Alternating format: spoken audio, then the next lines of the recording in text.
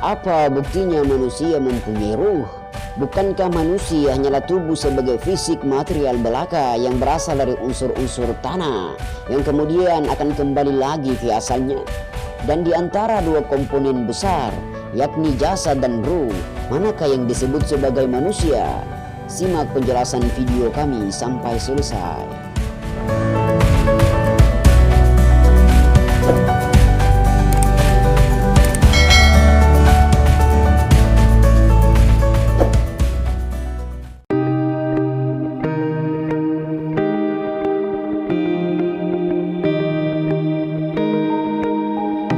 Ketika kita berbicara tentang ruh, seperti mencari sebuah benda kecil dan samar dalam kegelapan.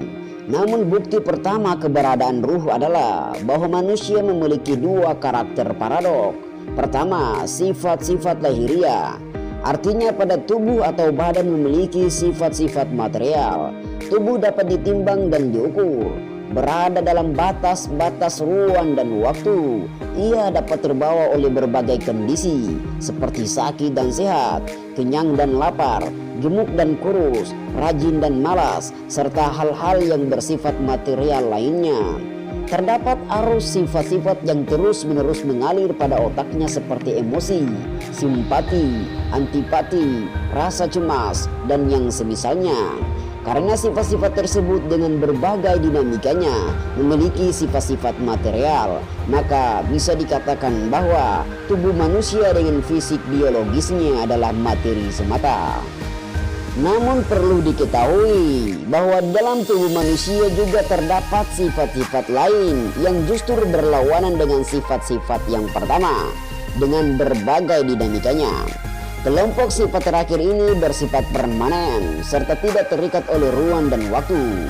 Sifat tersebut adalah rasio, nurani dengan berbagai hukumnya, serta ego yang memiliki sifat rasional dan emosional, estetik dan etik. Dengan seseorang dapat merasakan keberadaan dirinya di alam ini. Perasaan ini tidak pernah berubah dengan perubahan situasi dan kondisi.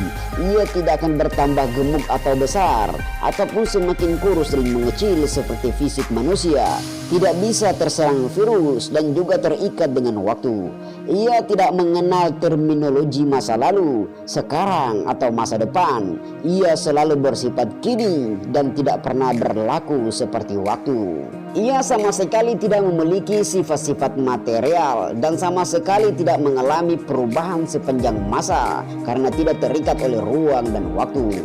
Tapi justru sebaliknya, kekal dan tetap.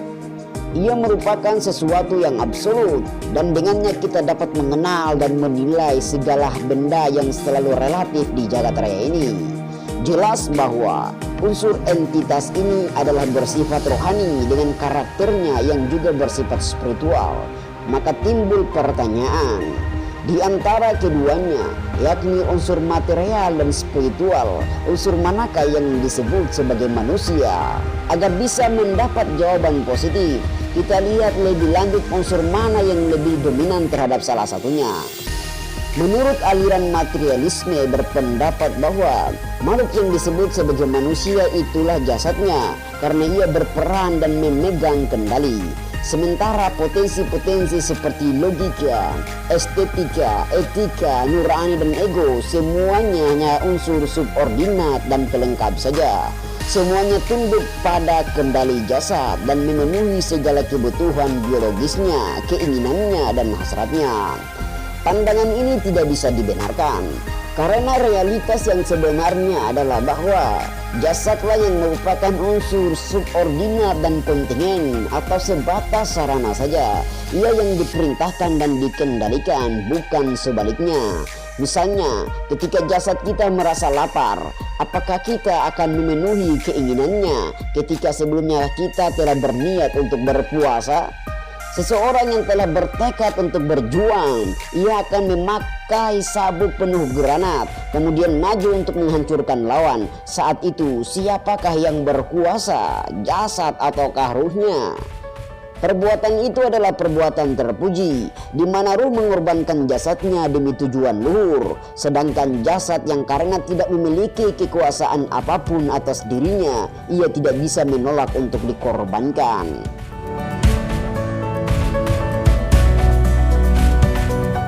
Kita bisa mendapatkan banyak bukti bahwa jasad merupakan unsur kedua setelah ruh.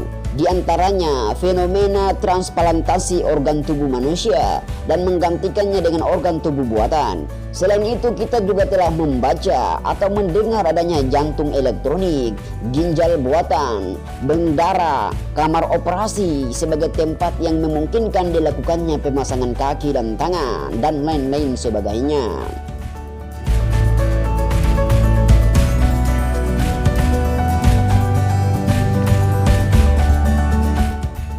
Pada milenium ketiga, kita tidak heran lagi mendengar ada seorang mempelai pria menyaksikan istrinya dalam kamar pengantin, melepaskan gigi palsunya, mata kristalnya, kaki dan tangannya satu persatu sampai tinggal kerangkanya saja, seperti sebuah mobil yang dibongkar semua onderdil dan bodinya. Semua itu dilakukan sendiri oleh sang istri di hadapan suaminya. Setelah itu ia memasangnya kembali satu persatu, yang rusak diganti atau direparasi tanpa merubah esensinya. Karenanya kaki, tangan, mata, rambut, jantung, ginjal dan yang lainnya bukanlah manusia. Yang dinamakan manusia sebenarnya adalah rohnya yang mengendalikan dan menguasai seluruh anggota badan atau organ tubuhnya.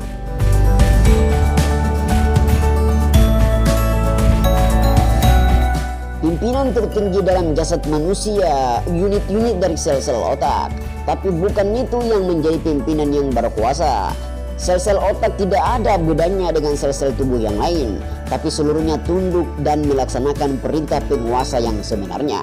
Dari kenyataan-kenyataan tersebut dapat diketahui bahwa manusia memiliki dua unsur dasar, yakni unsur inti yang memegang kendali dan berkuasa yaitu ruh, dan unsur subordinat atau pembantu yaitu jasad yang bersifat tidak abadi.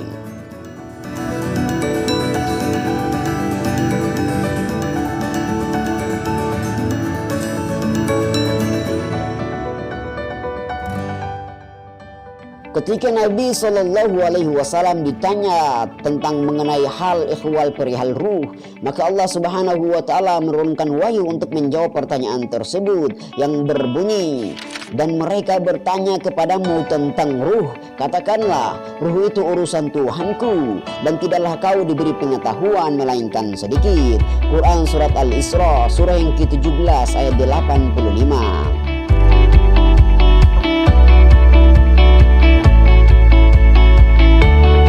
Disebutkan di dalam kitab Asbabun Nuzul karya Imam As-Suyuti, suatu ketika sebelum Rasul SAW menerima wahyu tersebut, beliau berpapasan dengan sekelompok orang Yahudi di Madinah.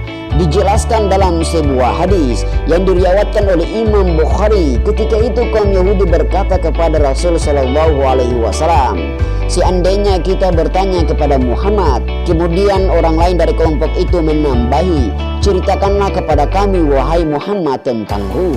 Mendengar hal itu, Rasul SAW pun bangkit hingga 1 jam dan menengadahkan kepala. Dapat diketahui bahwa beliau sedang menerima wahyu hingga turunlah wahyu tersebut.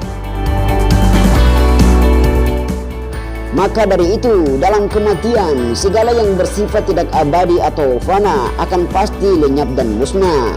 Sedangkan yang bersifat abadi, yakni baqa, akan tetap abadi. Jasad akan kembali ke alamnya sendiri, yaitu tanah. Sedangkan ruh pasti juga akan kembali ke alamnya, alam keabadian, yakni alam baqa. Wallahu alam bisawab.